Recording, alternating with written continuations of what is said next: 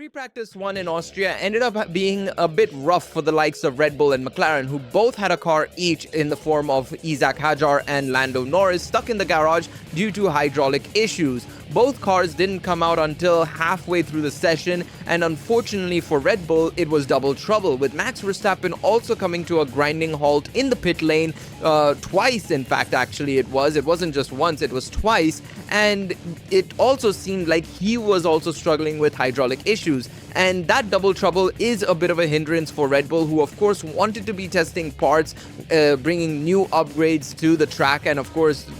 finally potentially reaching minimum weight. It's going to be a bit of a rough one going into free practice 2. What is good for them, however, is that it does seem like this is going to be the least representative session of the entire weekend, with the temperature being the coolest it's ever been, the track still properly rubbering in with that F1 Pirelli rubber. I think they can get away with it, and so will McLaren as well to an extent. Ferrari have also introduced their PEU, their brand new engine, touting to have about 7 to 8 horsepower added to the engine. And I'm a bit surprised that they didn't introduce it in tomorrow's session and are introducing it today, but it seems to be that they're running it at a bit of a detuned level, because going into turn 4, they seem to be about 15 to 20 kilometers slower than Mercedes and McLaren, and that is a bit more than expected. So I do think they are running a little bit of a detuned engine, and furthermore, it does seem like also that they were also testing a bunch of different parts,